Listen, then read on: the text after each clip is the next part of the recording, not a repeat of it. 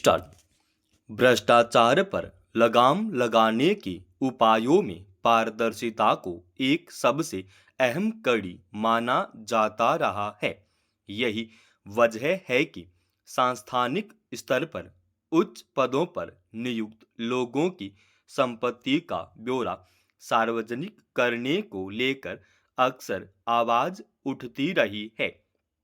इस क्रम में न्यायाधीशों से भी उनकी संपत्ति का खुलासा करने की अपेक्षा की जाती है, मगर इस मसले पर उठे सवालों के बावजूद कोई ऐसी व्यवस्था नहीं बन पाई जिसमें न्यायाधीशों के लिए अपनी जायदाद की जानकारी को सार्वजनिक करना अनिवार्य हो।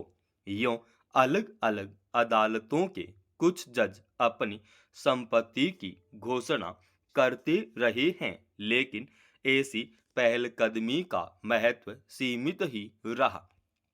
अब इस मसले पर देश के सर्वोच्च न्यायालय की ओर से एक अहम पहल की गई है। इसके तहत यह फैसला लिया गया है कि शीर्ष अदालत के प्रधान न्यायाधीश और अन्य सभी जज अपनी संपत्ति की जानकारी सार्वजनिक करेंगे।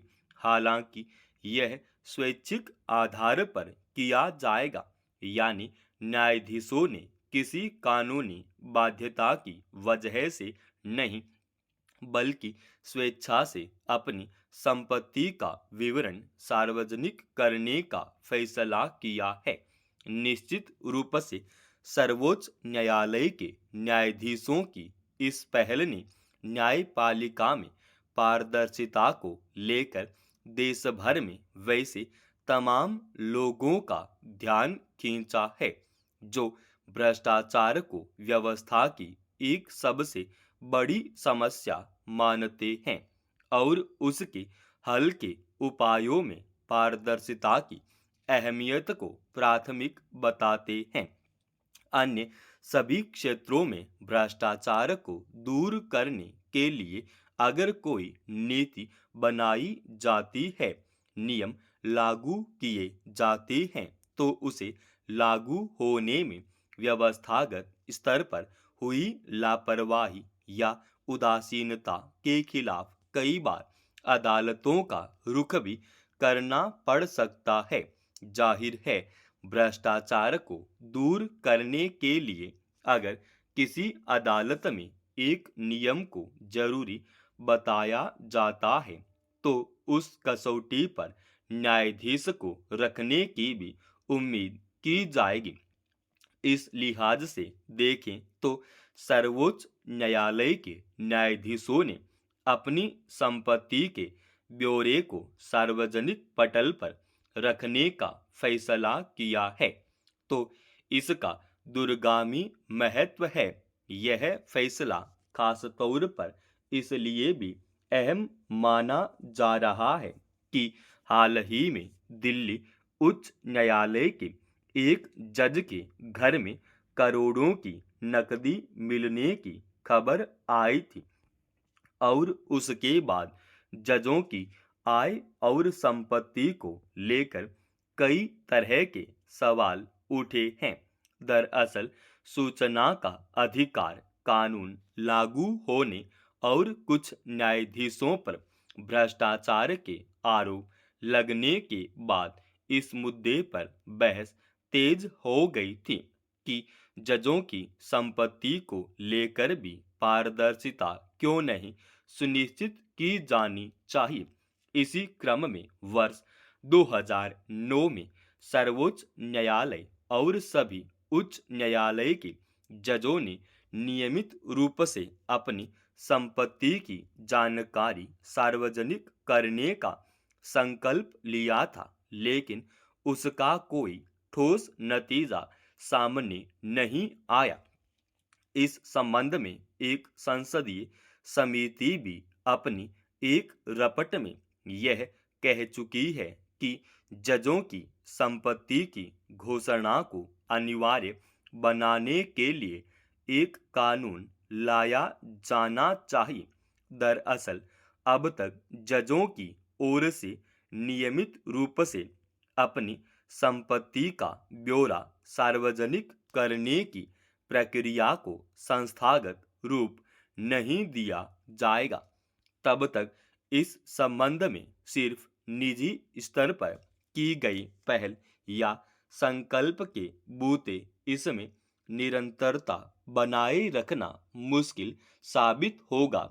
जबकि अगर न्यायाधीशों की संपत्ति को लेकर एक पारदर्शी व्यवस्था बनाई जाती है, तो इससे समूची व्यवस्था में जनता का भरोसा बढ़ेगा और न्यायपालिका की विश्वसनीयता में इजाफा होगा। अमेरिकी राष्ट्रपति ने भारत सहित दुनिया के कई देशों को शुल्क युद्ध में घसीट लिया है। उन्होंने जवाबी शुल्क की घोषणा कर एक तरह से टकराव की स्थिति पैदा कर दी है। अमेरिका की ओर से भारी शुल्क थोपे जाने से स्वाभाविक रूप से अब विश्व में व्यापारिक परिदृश्य बदलेगा और इससे व्यापार युद्ध की आशंका सच साबित हो सकती है।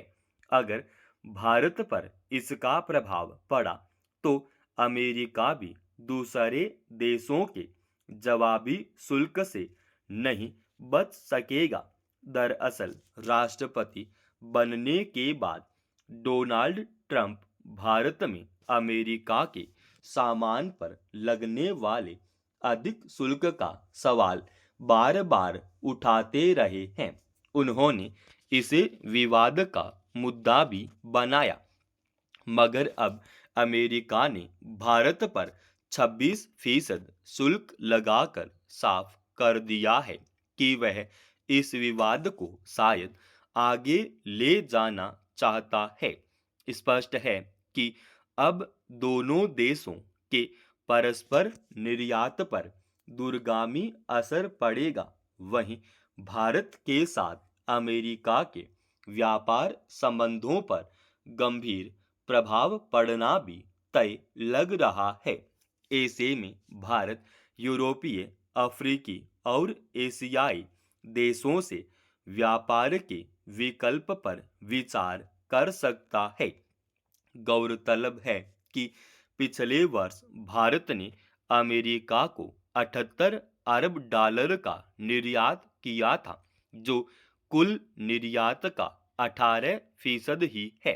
फिलहाल सबसे बड़ी चिंता लघु और मझोले उद्यमों के निर्यात पर पड़ने वाले प्रभाव की है। कृषि उत्पादों, औषधियों और मशीनरी पर असर पड़ने की आशंका जताई जा चुकी है। निवेशकों पर असर पड़ने की आशंका जताई जा चुकी है। निवेशकों के छिटकने और निर्यात में गिरावट के बावजूद भारत इस झटके को सहने का सामर्थ्य रखता है, क्योंकि वह सिर्फ अमेरिकी बाजार पर ही निर्भर नहीं, भारत अब अन्य निर्यात बाजारों पर भी ध्यान केंद्रित करेगा। अगर अमेरिका को अपनी कंपनियों के हितों की चिंता है, तो भारत के लिए भी यह स्वाभाविक है। ऐसे में जरूरी है कि दोनों देश बीच का कोई रास्ता निकालें। ऐसा न होने पर दोनों ओर से निर्यात घटेगा और शुल्क में बढ़ोतरी की वजह से अमेरिकी बाजार में कई चीजें महंगी हो जाएंगी। ट्रंप विश्व व्यापार में एक नई व्यवस्था कायम करने की ओर बढ़ रहे हैं, लेकिन उन्हें समझना चाहिए कि इससे वे अमेरिका की आर्थिक बुनियाद को कमजोर ही करेंगे। भारत से व्यापार संबंध बिगाड़ कर उन्हें कुछ हासिल नहीं होगा। समाप्त। दोस्तों, रोजाना ऐसे ही एडवांस डिक्टेशन के लिए इस चैनल को आप अभी सब्सक्राइब कीजिएगा। और आज के इस डिक्टेशन का पीडीएफ फाइल हमने हमारे Telegram channel study with HP Swami पर डाल रखा है, जिसका लिंक इसी वीडियो में डिस्क्रिप्शन में डाल रखा है।